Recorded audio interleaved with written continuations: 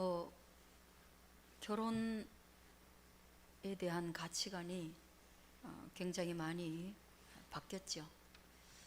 그와 동시에 이혼에 대한 우리의 시선도 굉장히 많이 달라졌다, 그런 생각을 하게 됩니다. 어느 세대에나 그 결혼과 이혼은 한 사회를 만들어가는 주축입니다. 그렇기 때문에 창세기에서도 하나님께서 아담을 만드시고 하와를 인하여서 두 사람이 혼인관계에 들어가서 가정을 이루도록 그렇게 하셨지요. 저는 모르겠습니다만은 이혼율이 세계에서 1위라는 게 사실상 그 통계 하나만으로 우리의 미래가 굉장히 갈등이 굉장히 많은 사회, 또 미래가 조금 더 어두워질 수밖에 없는 사회가 되겠다, 그런 생각을 합니다. 아마 우리 시대의 고민뿐 아니라 그 이전 시대에도 이런 고민은 당연히 많았을 건데, 오늘 본문에 보면 그런 이야기가 나오고요, 또 거기에 대한 예수님의 답변이 나옵니다. 저는 예수님의 답변이 우리의 마음에 깊이 새겨져서 이 결혼, 이혼, 그러면 결혼 관계, 이런 것들에 대한 가치관이 성경적 가치관으로 세워지게 되어지기를 바랍니다. 그냥 그 무슨 TV 뭐 이런 데서 결혼에 대해서 이야기하고 이혼에 대해서 이야기하고 상담학자들이, 교수들이, 그리고 전문가들이 나와서 말하는 것이 이 현 시대에서 굉장히 설득력이 있지만, 그러나 창세 때부터 하나님의 의중을 다 깊이 파고들어서 세워지는 가치관과는 다른 것입니다. 그래서 우리는 성경적 가치를 가져야 된다, 그 말씀 드립니다.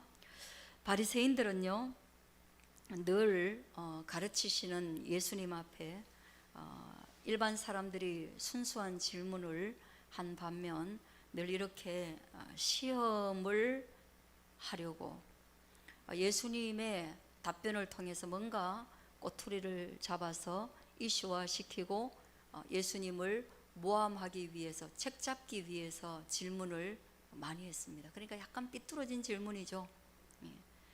그럼에도 불구하고 예수님은 늘 그 말씀에 진심 어린 답변을 해주셨어요.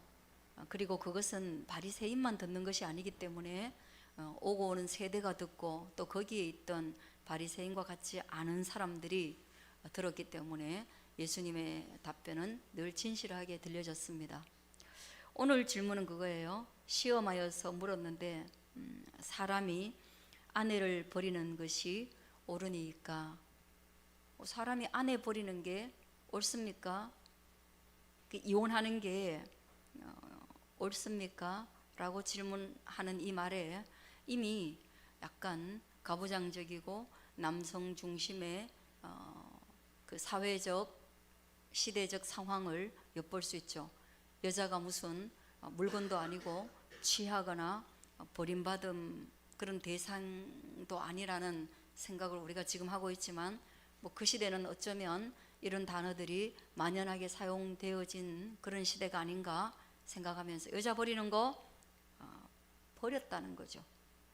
이미 버렸고 버릴 수 있었고, 또 거기에 대해서 옳고 그름에 대한 그 질문들이 많았던 시대라는 걸 보게 됩니다. 왜 버렸을까? 그럼 뭐 뒷부분에 설명이 나오지만 정말 버릴 만한 이유도 있었겠지요. 그런 이유보다는 예수님께서 답변하시는 것은, 그런 이유보다는 사실상은 그 인간의 악함이 그런 일을 만들어냈다, 그렇게 볼 수가 있겠어요. 이혼이라는 것은 사실, 또 여자를 버린다는 것은 사실 원인 제공자보다는 이미 우리 속에 그런 서로 간에 오랫동안 함께 할 수 없는, 그런 분리될 수밖에 없는 그런 악한 본성을 지니고 있다.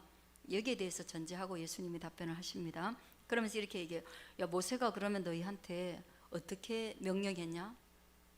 너 이 질문하는데, 너 모세에 대해 전문가인데 너 모세는 그 질문에 대해서 어떻게 답변하고 있지? 바리새인은 잘 알아요. 이르되, 그 모세는 이렇게 얘기합니다. 이혼 증서를 써주어 버리기를 허락했다, 이런 말을 하고 있어요. 뭐 결혼과 이혼에 대해서 아주 많이 다루고 있지는 않지만 이혼에 대한 그 신명기의 말씀은 사람이 아내를 맞이와서 데려온 뒤에 그가 수치되는 일을 하면 이혼 증서를 써가지고 자기 집으로 돌려보낼 수 있다. 신명기 24장 1절에서 4절이 언급하고 있어요. 거기서 이 수치되는 일이 뭔지에 대한 해석이 분분하기 때문에 그냥 이 해석을 이 사람은 이렇게 해석하고 저 사람은 저렇게 해석하고 자기 좋을 대로 해석해 갖고 자기들의 삶을 합리화시키는데 율법을 그냥 이용해 먹었다, 이런 거예요. 물론 거기에 대한 뒷스토리도 많이 있지만 그거 그냥 그렇게 보시면 될 것 같고요. 근데 예수님은 그 상황을, 그렇게 허락했다라는 상황을 너희의 마음이 악함으로 이 명령을 기록했다. 정말로 여자가 수치되는 일을 해서 이혼증서 써주고 이혼하라는 그 수치되는 일이 이혼하기에 적합하다라는 원인과 결과가 아니다. 그 원인, 그 결과는 모두에게 일어날 수 있는 건데, 문제는 너희 마음이 완악하기 때문에 그 명령을 기록했다. 그러니까 오히려 이혼 안 하는 게 훨씬 더 낫다라는 대전제를 가지고 있는 거예요. 용서와 화해, 그 수치스러움을 감추어 주는 거, 부끄러운 행동을 감싸주는 거, 이게 훨씬 좋지만 너희 그거 못 하잖아. 네 아내가 부끄러운 일하고 책 잡힐 일 행동하면 막 뭐라 하고 화내고 성질내고, 그럴 거면 너 그 집에 가, 이렇게 말하고 싶잖아. 또 네 체면에 여자가 그런 일을 했으면 네 때문에 내 얼굴 다 깎였네, 너 때문에 우리 망신 다 당했네, 네가 내 인생에 보탬이 되는 게 아니고 내 인생에 발목 잡고 있구나. 야, 그럴 거면 너 그 집에 가. 니랑 같이 하다가 내 인생까지 망치겠어. 그렇게 하기 때문에, 그렇게 해가지고 감정적으로 이혼당하는 걸 막기 위해서 오히려 야, 그럴 것 같으면 이혼이라는 거 해라. 그런데 이혼 증서를 쓰는 이런 과정을 거쳐서 성질대로만 하지 말고 명령에 따라서, 법도에 따라서 일정한 규칙을 따라서 그렇게 해라. 그래야 너도 보호가 되고 너도 보호가 되지 않겠냐. 그 법은 그래서 만들어진 거야 라는 게 예수님의 답변이에요. 그 율법에 대한 예수님의 답변이 그런 거죠. 그럼 오늘날 우리가 법을 따라 가지고 답변할 것 같으면, 목사님 이혼해도 될까요? 어떡할까요? 내 아내가 엄청나게 수치스러운 일을 하는데 이혼해도 될까요? 아유, 막 그냥 갖다 버리고 싶어요. 그렇게 얘기하면 우리는 어떻게 답변할까요? 예, 뭐 당연히 결혼 제도에 이혼이 있고요, 변호사 선임하시고 돈 좀 주고 위자료, 그 다음에 재산 상황 어때요? 우리도 그렇게 답변할 수 있겠죠. 그런데 우리 답변도 그겁니다. 목회자의 답변도 그겁니다. 꼭 이혼 반드시 하셔야 된다면, 그 상황을 못 참아서 하셔야 된다면 내가 말릴 길은 없습니다만은 한 번 더 참아보시는 게 어떻겠습니까? 그 목회자의 상담이에요. 뭐 그죠? 그 이상의 상담 어떻게 하겠어요? 근데 예수님은 여기에서 끝난 게 아닙니다. 그렇게 상담하시면서 그렇게 상담하시는 이유를 한 걸음 더 나가는 거예요. 그게 6절입니다. 창세 때로부터 사람을 남자와 여자로 지으셨으니. 그는 뭐예요? 이혼에 대해서 말할 때는, 이혼을 말할 때는 예수님께서 결혼에 대해서 언급하지 않을 수 없다. 그래서 예수님이 결혼을 언급하시면서 그게 창조 때에 하나님이 남자를 만들었고 그리고 또 여자를 만들었다는 거예요. 남자만 만들었으면 됐을 텐데, 그러면 결혼도 없고 이혼도 없고 그럴 텐데 왜 여자를 만들었나? 이유는 분명하다 이거예요. 예, 혼자 있는 것이 인생에게 대단히 고독한 일이며 돕는, 함께할, 연합하며 뜻을 이루어갈 또 다른 한 사람, 배필이 필요했다. 그래서 독처하는 것이 하나님의 눈에 좋아 보이지 않는다. 삶의 효용성, 효율성도 떨어뜨린다.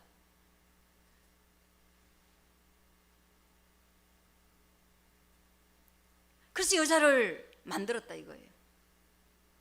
우리도 결혼할 때 그런 거 아니냐? 네 혼자 잘 먹고 잘 살 수 있고, 네 혼자도 외롭지도 않고, 네 혼자도 이것저것 다 할 수 있는 그런 사람 같으면 너가 뭐 하려고 결혼을 선택하겠냔 말이에요. 왜 젊은이들이, 왜 결혼 초반의 사람들이, 그리고 황혼에까지 이 결혼 제도 가장 세상에서 너무너무 긴 시간이고 너무너무 어렵고 너무너무 고통스럽고, 그래서 너무너무 많은 에너지와 너무너무 많은 자본과 너무 많은 다툼과 전쟁과 죽고 죽이는 살인도 그 부분에 제일 많이 일어나잖아, 그죠? 그런 거 네 왜 결혼하려고 하냐 이 말이에요. 너도 그런 이유 아니냐? 혼자 있는 것보다는 둘이 있어야 좋기 때문에 결혼을 선택하고 결혼하고 싶은 거 아니냐 이 말이에요. 하나님 그런 의도로 우리를 만드셨다. 심지어는 이것도 약간 그 젊은 사람들이 좋아하지 않을 타는데 그래도 써볼게요. 여자와 평생을 살 수 있는 남자는 이 세상에서 못할 것이 없다 그러더라고요. 그만큼 몇십 년을 여자와 사는 것은 쉽지 않습니다. 그죠? 그래도 여자 있으면 좋겠다 뭐 이렇게 말하면 할 말이 없지만 그런 게 있어요. 그럼 반대로 여성의 입장에서도 똑같은 거예요. 남성을 한 가장을 과 함께 가정을 이루어서 그를 평생 동안 돕는 배필로서 함께 할 수 있다면 그 여자, 그 남자 없어도 살 수 있어요. 그 정도 되면 그 남자 없어도 살 수 있을 만큼 대단한 거예요. 남자도 마찬가지고요. 아멘이에요. 그만큼 부부 생활이, 가정 생활이 어렵다는 거죠. 그럼에도 불구하고 결혼 더 필요해서 결혼한다는 거죠. 하나님도 그걸 아셨다는 거예요. 그래서 둘을 지으셨고, 그리고 난 뒤에 아담은 여자를 바라보면서 굉장한 사랑을 느꼈어요. 사랑을 느꼈어요. 그래서 이러므로 사람이 그 부모를 떠나서, 사람이라는 것이 결혼관계에 들어가기 위해서 첫 번째 해야 될 거, 그 부모를 떠나라. 부모는 자녀를 떠나보내라. 결혼이라는 항구에서 서로 작별 인사를 하라는 거예요. 이 작별 인사를 이 세대가 안 하기 때문에 결혼은 정말로 순항하기 어려워요.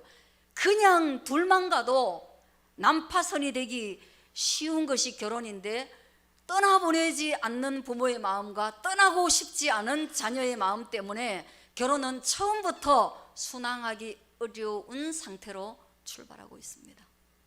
그래서 이혼을 생각하기 전에 먼저 너희는 결혼관계에 들어갈 때 독립해라.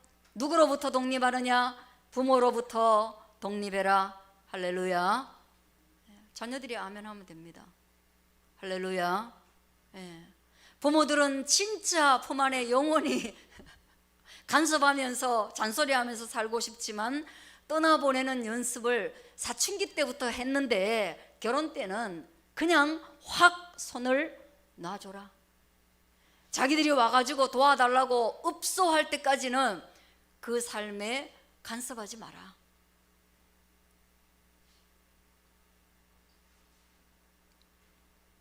자, 그렇게 되면 떠나면 몸이 떠나는 것이고, 몸이 멀어지고 나면 심리적으로도 마마보이 이런 거 없는 거예요. 떠나는 거예요. 누군가와 결별해야 누군가와 연합할 수 있을 거 아니에요. 부모를 안 떠나니까 남편과 연합이 안 되죠.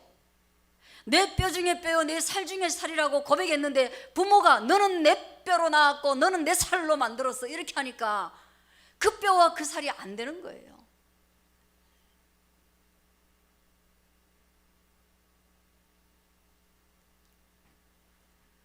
그렇게 떠나고 난 둘은 한 몸이 될지니라. 한 몸이 되라. 이 과정이 가장 어려운 결혼 생활입니다. 혼자서도 살아가기 어렵고 혼자도 피곤하고 혼자 뭘 해도 잘 안 되는 세상에서 한 몸이 돼가지고 2인 삼각을 한다. 근데 더 심각한 거 있어요. 9절에 그러므로 하나님이 짝지어진 곳을 둘이만 마음 맞추면 돼요. 한 몸이 되면 되는데 둘이 아니요 하나이면 되는데 문제는 또 하나님이 짝지어 주신 중매자가 있어요. 중매하신 분이 있어요. 결혼은 창세기로 보게 되면 연애 결혼이라기보다는 약간 중매 결혼에 가까워요. 그 소개팅의 주선자가 하나님이시죠. 그리고 선택은 아담이 한 것처럼 보이지만 하나님이 가장 맞는 짝을 데려와 가지고 만나게 해서 선택하게 됐으니까 우리 그리스도인의 모든 결혼은 끝내 우리의 고백은 이 사람 하나님이 나에게 데리고 온 사람이야. 그러니까 하나님이 짝지어 주신 거야. 그러므로 내 선택한 것 같지만 그 위에 하나님이 계셔. 그리고 또 하나 나를 독립시켜준 부모님이 계셔. 그러니까 결혼이라는 것은 둘이 한 몸을 이루어야 되는 그 어려운 정말 새로운 어떤 그 연합, 삐걱거리는 연합과 더불어서 그 새로운 연합에 뒤따라오는 수많은 연합이 굉장한 어려움을 주기 때문에 이 결혼이라는 것은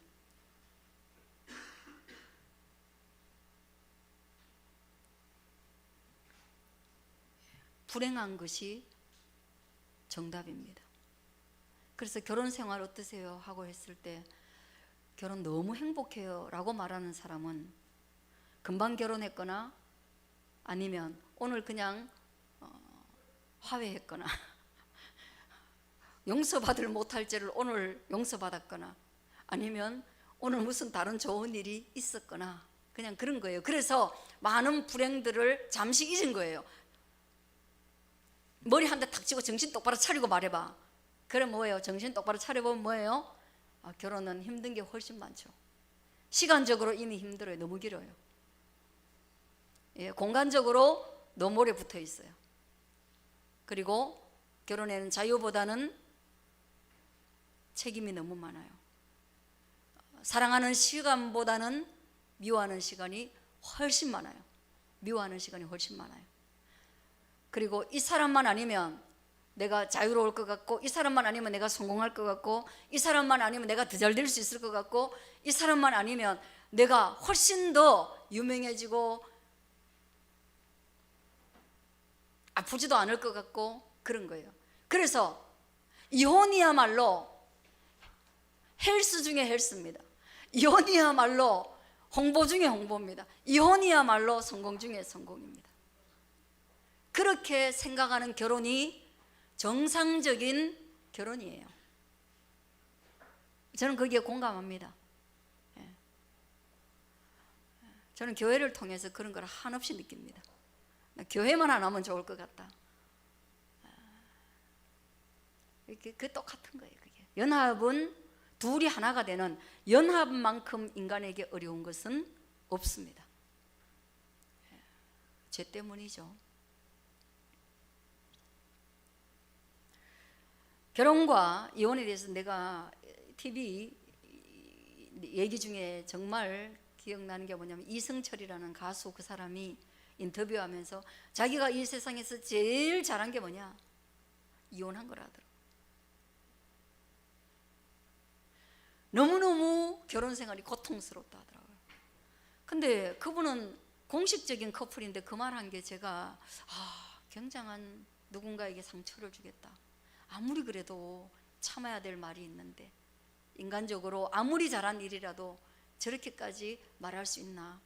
그럴 때 제 생각은 그거 안 했으면 좋겠구나. 조금 이해하려고 하면 얼마나 징글징글했겠나, 징글징글했겠나, 그 생각이 듭니다. 그래서 자기가 가장 잘한 선택이 이혼이라 하더라고요.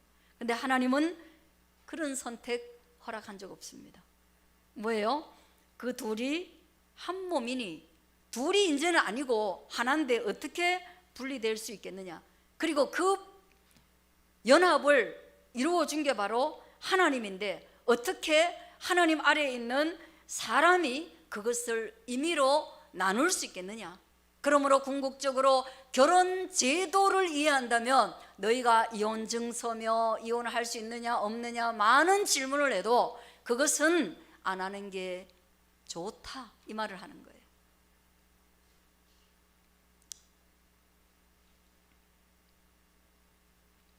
그렇다고 해요. 뭐 알코올 중독, 마약 중독, 두드러 패고 욕설하고 자식까지 내팽개치고 게임 중독, 그런데 뭐 그래도 이혼 못 하겠다, 뭐 그러지는 마세요.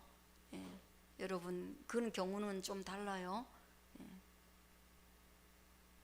예전에 우리 아내들은 그런 것조차도 다 받아들이고 살았는데, 저는 지금 세대의 여러분들이 그렇게까지 살기를 바라지 않습니다.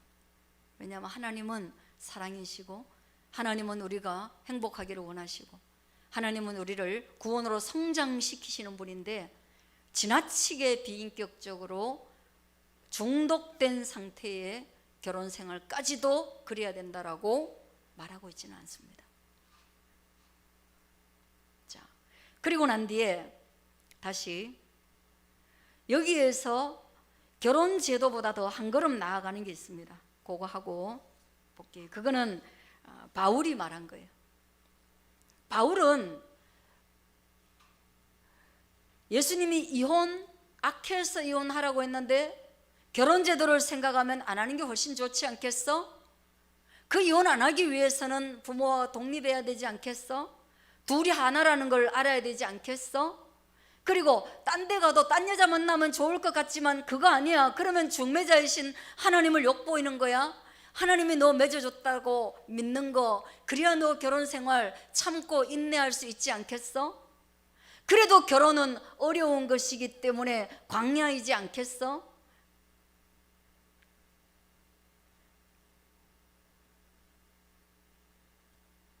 그래서 바울은 결혼에 대해서 에베소서에서 이런 말을 합니다. 5장에 보면 술 취하지 말라, 이는 방탕한 것이니, 18절 오직 성령으로 충만함을 받으라. 우리 인생이 살아가면서 성령의 충만함을 받아야 된다. 뭐냐? 하나님을 떠나서 이토록 모든 문제가 세상에 들어왔고, 방탕이 세상에 들어왔고, 그리고 그 방탕은 술 취함과 같은 건데, 세상에 취해 있으면 방탕이 올 수밖에 없고 모든 것이 깨어질 수밖에 없다. 그러므로 너희 예수 그리스도를 믿는 구원의 성도들은 술 취하는, 세상에 취하는 삶이 아니라 이제는 성령의 충만함을 받아야 다시금 인생을 역전할 수 있다라는 말씀을 하고 있는 것입니다. 할렐루야. 세상에 취하지 마. 믿음에 취해. 그 믿음에 취하는 거는 하나님께 취하는 거야. 하나님은 우리 안에 성령으로 오셨어. 그분이 충만하면 우리 속에서는 시와 찬미와 신령한 노래가 나오는 거야. 우리의 마음이 악함으로 가득하다가 너희의 마음이 주님께 찬양할 수 있는 그런 마음으로 마음이 바뀌는 거야. 할렐루야. 그렇게 마음이 바뀌면 너 뭐가 변하는지 아냐? 그렇게 말하는 거예요. 그렇게 말하면서 이래요. 22절, 성령의 충만한 자가 그렇게 좋은 마음으로 하나님께 노래하고, 하늘의 하나님께 노래하고, 나를 중매하신 주님을 찬양하고, 그 다음에 성령의 충만한 자가 해야 될 두 번째는 예배 1번, 2번, 아내들이여 자기 남편에게 복종하기를 주께 하듯 하라. 성령의 충만한 자가 둘이 한 몸을 이루어서 살아가기 위해서 아내는 뭘 해야 되느냐? 자기 남편에게 복종하기를, 내가 금방 찬미해드린, 내가 금방 찬양한 시와 찬미와 신령한 노래로 이름을 높여드린 주님께 하듯 그 남자에게 해라. 성령 충만 안 받고 싶다 이 말이죠. 받고 싶어요? 네? 성령 충만 받으면 주님께 찬양하는 거는 어렵지 않아요. 예배당에 늘 열려 있어요. 예배도 널려 있어요. 여기 예배 드리고 싶은데 못 드리는 사람 있어요? 아무 때나 오세요. 저하고 같이 1대1 예배 드리면 됩니다. 근데 문제는 뭐예요? 두 번째, 네 남자한테 그분께 예배하듯이 복종해라. 그거 성령 충만 받고 싶어요? 참 어렵죠. 근데 그렇게 하라는 거예요. 그러면 2인 3각 할 수 있다는 거예요. 몇 년간 아주 긴 시간 동안. 왜? 하나님이 결혼하게 해서 하나가 되게 해서 생육하고 번성하고 땅에 충만하고 하나님의 나라의 영광을 이루는 그날이 되도록 하는, 거기에 복종이 필수적이기 때문인 것입니다. 할렐루야. 그래서 여러분, 결혼은 무덤에 들어가는 것이 아니라 쇠사슬을 차고 착고에 매이는 것입니다. 절대로 자유로울 수 없는 것입니다. 팔과 손과 발목에 착고를 메고 세상을 가는 것입니다. 그리고 그 착고를 인하여서 은혜 받은 성도들이 그리스도 예수 앞에서, 그리고 이 세상 안에서 성장해 가는 것입니다.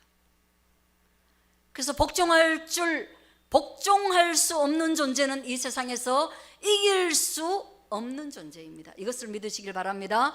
그래서 복종이야말로 사람을 성장시키고 성장시킵니다. 그게 바로 결혼이라는 광야에서 이스라엘 백성들이 했던 일이에요.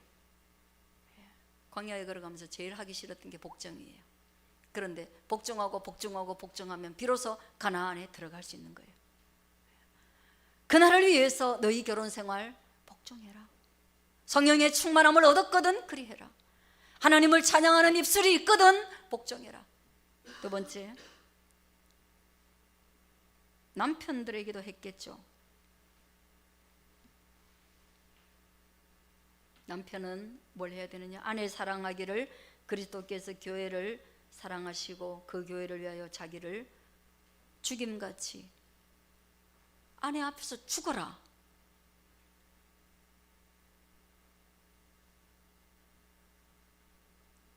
복종이라는 단어에 여성들이 굉장한 거부감을 가지는데 남성들은 좀 단순하긴 해요. 아내를 위하여 죽어라 이렇게 말할 때 거부감이 별로 없는 것 같아요. 근데 이 복종보다 죽는 게 차라리 나은가 봐요. 저는 생각할 때, 객관적으로 생각할 때 복종하라는 단어보다 죽으라는 단어가 더 세거든요.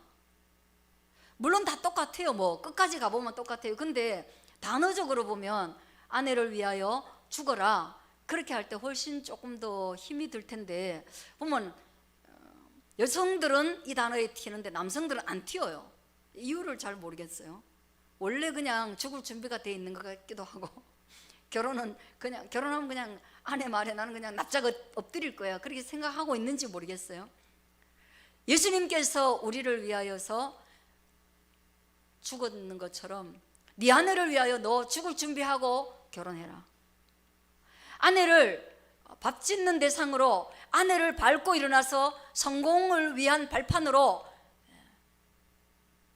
정말로 내가 할 수 없는 뒷일을 다 처리해주는, 청소해주는 그런 사람으로가 아니라 그녀를 위하여 그리스도께서 했던 것처럼 죽을 수 있어야 한다. 그게 바로 남편, 남자, 네가 성령의 충만함을 얻은 증거다 이 말이에요. 그래서 네가 성령의 충만함을 받았다면 아내 앞에서 죽을 수 있는 그런 마음 상태 되면 너 은혜 받은 자야. 이런 사람 둘 다 잘 없으니까 우리 체감이 잘 안 됩니다. 그죠? 이런 거 잘 없기 때문에 체감이 잘 안 되는데 그런 겁니다.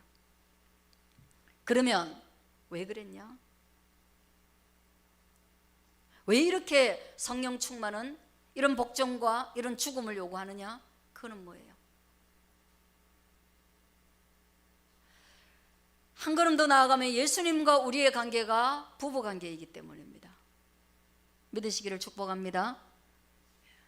결혼 관계가 가장 표방하고 있는 것은 나와 예수님의 관계, 내가 모든 우리는 신부요 예수님만이 신랑이라는 거예요. 그러므로 우리 모든 신부는 그리스도 예수께 복종하는 것이고 예수님은 우리를 위하여 십자가에 죽으심으로 우리를 사랑하신 겁니다.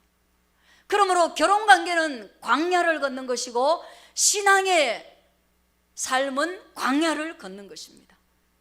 그러므로 결혼관계에서 광야가 없어진다? 이혼을 통해서 광야가 없어지냐? 그렇지 않다는 것입니다. 우리 믿음은 광야를 필수적으로 거쳐야만 그 믿음이 생육하고 번성하고 땅에 충만하고 그리스도께 영광에 이르는 거기까지 그 그리스도 예수와 하나님 아버지의 그 높은 차원의 영광스러움까지 도달할 수 있기 때문에 고생은 필수야. 이혼이라는 것으로 이 고생이 해결되지는 않는다, 이 말을 하고 있는 것입니다. 이걸 믿을 수 있기를 바랍니다. 그래서 우리 신앙은 고생이에요. 그래서 믿는다는 것은 고생길에 접어들었다는 겁니다. 처음 믿을 때 신혼생활 얼마를 제외하고는 정말로 믿음이라는 것은 철로역전 고난의 여정입니다. 그러므로 신앙생활 잘하는 사람은 절대로 세상에서 질 수 없습니다. 이걸 믿으시길 바라요. 그만큼 어려운 겁니다. 신앙생활은 복종을 전제하고 나눌 수 없는 걸 전제하고 포기할 수 없는 걸 전제하기 때문에 인내하고 견디는 것이고 그것을 통하여서 소망의 나라에 가나안에 이르는 것이 바로 믿음 생활입니다. 그것이 결혼입니다. 또 그래서 결혼은 시작하는 순간 신혼의 달콤한 얼마를 제외하고는 금방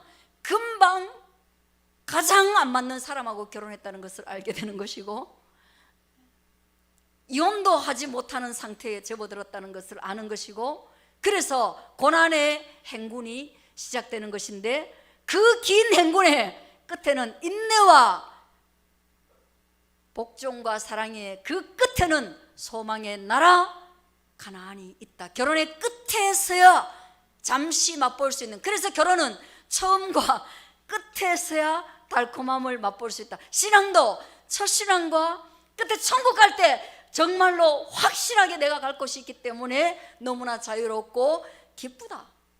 그 중간은 다 광야다. 그 광야에서 충만함이 필요하다. 성령의 충만함이 필요하다.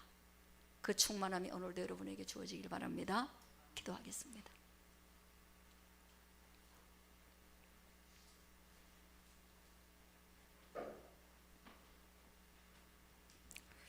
우리 같이 한번 기도할 때요. 제도적인 이혼도 우리나라에서 좀 적어졌으면 좋겠습니다. 그리고 이혼을 자꾸 하니까 참는 힘이 점점 약한 성인들이 많아집니다. 왜냐하면 결혼 속에서 참아내야 다른 많은 문제들도 사회 문제가 발생하지 않거든요. 참는 훈련이 얼마나 많이 필요한지 모릅니다. 또 우리 자녀들을 위해서도 한번 그들의 결혼을 위해서 그들에게 하나님이 선하신 중매자가 되시기를, 그리고 결혼의 조건, 결혼을 할 때 결혼할 때 우리 아이들이 정말 사랑에 충만함이, 사랑이 있는 결혼을 해야 되는 것도 맞지만 조건 잘 따지는 안목이 있길 바랍니다. 아무나 막 좋아하고 아무나 하고 결혼했다가 아무나 또 이혼해버리고 또 아무나 만나버리고, 안목이 있어야 됩니다. 우리 아이들이 믿음의 가치관이 있어서 배우자를 봤을 때 내 뼈 중에 뼈요 살 중에 살이라는 그런 안목의 고백 있어야 됩니다. 우리 같이 한번 이를 위해서 기도하고 현재 우리의 결혼 생활을 위해서 한 번 더 기도하겠습니다. 신앙생활을 위해서 기도하겠습니다. 복종의 삶을 위해서 기도하겠습니다. 주님 날 위하여 죽어주신 것을 위해서 기도하겠습니다. 알지 못하지만 아내는 끊임없이 복종하고 있음도 감사하겠습니다. 내가 알지 못하지만 남편이 얼마나 가정을 지키기 위해서 피땀 흘려 세상 속에서 참고 참는 죽음을 하루에도 몇 번씩 경험하는지를 감사하겠습니다. 내 아내는 복종하지 않은 것처럼 보이지만 결혼이 유지되고 있다면 복종하고 있는 것이에요. 내 남편은 사랑하고 있지 않은 것처럼 보이지만 가정이 유지되고 있다면 그는 엄청나게 매일 죽고 있는 것입니다. 우리 감사하겠습니다. 그렇게 한번 기도하겠습니다.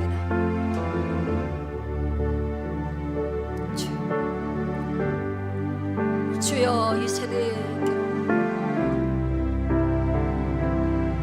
주여 도와주십시오. 주여, 아버지여, 가정들을 지켜주옵소서. 우리 아이들의 마음을 지켜주시옵소서. 이 혼탁한 세대의 배우자를 볼 수 있는 안목을 키우고 좋은 배우자가 되는 자신들을 하나님 앞에서 신앙을 함량해 갈 수 있도록 키워갈 수 있도록 도와주시옵소서. 무엇보다 광야를 걸어갈 때 목마름을 참을 수도 있고 길이 없는 혼탁한 세대 가운데서도 인내심을 발휘할 수 있고 원망과 불평을 뒤로할 수 있는 우리의 자녀들, 우리의 젊은이들, 우리의 교회 되게 해주옵소서. 불쌍히 여겨주시옵소서. 결혼 생활을 유지하고 있는 우리 주의 종들, 하나님 아버지, 아직 남아있는 시간들 많습니다. 아직 질병의 시간을 맞아야 될 게고 간병의 시간을 맞아야 할 것이고 자녀들의 삶의 아픔도 아직은 경험해야 될 것이고, 그래서 우리의 부부의 관계는 더 아프고 금이 가겠지만 그러나 하나님이 짝지워준 것이오니 또 다른 것에서 희망을 찾지 않도록 주여 도와주시옵소서.